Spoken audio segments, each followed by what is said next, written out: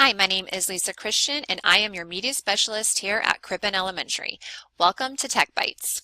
Today's topic is Parent Square and the difference between direct messaging and post. Think of direct messaging as your messenger app on your phone.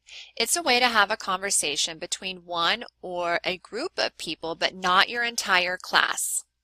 Think of post like you're making a Facebook post. It's meant for giving out information, and it's meant for giving out information to your entire class or maybe groups of classes. And also think everyone should be able to see your post, but not everyone should be able to see your direct messages. Okay, so here I am logged into Parent Square, and this is my home page, my dashboard. The two specific areas we're looking at today are post and messages or direct messages. Let's start with post. Remember, think of post as posting on Facebook or Instagram. It's a way to share information with everyone. When I'm ready to make a post, I will click here on New Post. And here where in the To box is where we're going to see all the classes that I am a part of, or in this case, Miss Woolsey's a part of. Now you'll notice that the classrooms are neatly titled in her drop-down box. That is because I have changed her class names for her. Now you don't have the ability to do that, but if you would like for me to do that, I can do so. So Woolsey is part of that triage with Miss Bell, Miss Lilligard, and then herself. So she has the ability to post to all three of those classrooms all at the same time if she would like.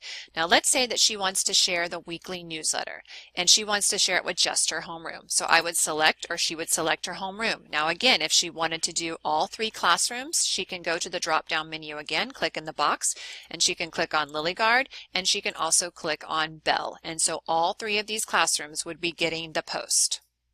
Now let's just say she wanted just to do it to her classroom, so I'm going to X out of those other classrooms, and then I'm going to fill in the subject line. We're going to do the post, the weekly newsletter, so I will type that in the subject box and a short message in the description. I have typed my short description in this box here, and I'm ready to attach the link. I will paste the SMORE, the weekly newsletter link here. I would say open in a new tab and insert. Now my message is ready to send, but let's say that I would like to see what it would look like when I send it to my parents. I have this button here to preview it. As I'm previewing it, I can see exactly how the message would look. I can also send a test message so that I can see what it looks like as well. Okay. Another option that you have, you can also schedule out your message and pick a specific date and time that you would like to send it out. Now remember, when you hit post, it doesn't mean that every person is going to receive that message instantly. There are parents that have chose the digest setting, which means that they will not get the message until about 5 or 6 that evening.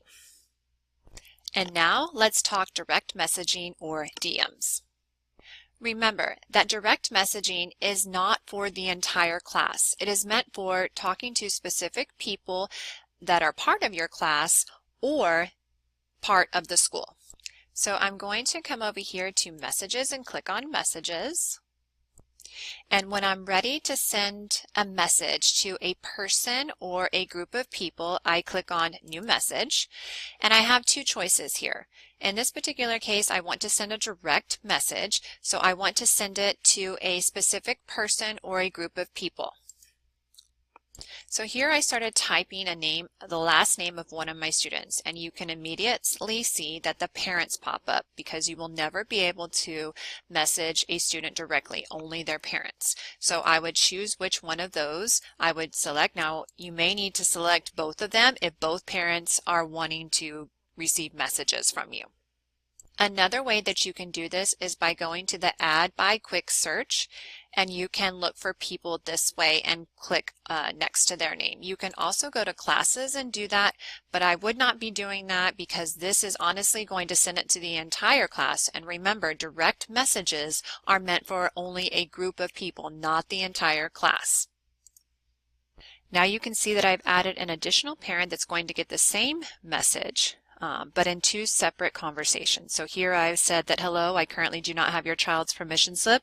Please turn it in as soon as possible. I wouldn't want to send that to my entire class because my entire class doesn't need that message, only these two parents. When I'm ready to send, I will send it. Now, if one of these parents replies, only that parent and I can see the message, and when I reply to that parent, only that parent and I can see the message. So again, completely private information. This concludes our Tech Bite over Parent Square. I hope you now understand the difference and how to use those two options correctly. Just think that a post is like a Facebook post shared to everyone and meant for everyone, and a direct message or DM is only meant for specific people. And those messages and replies are always private. All right, thank you, and I hope you enjoyed watching.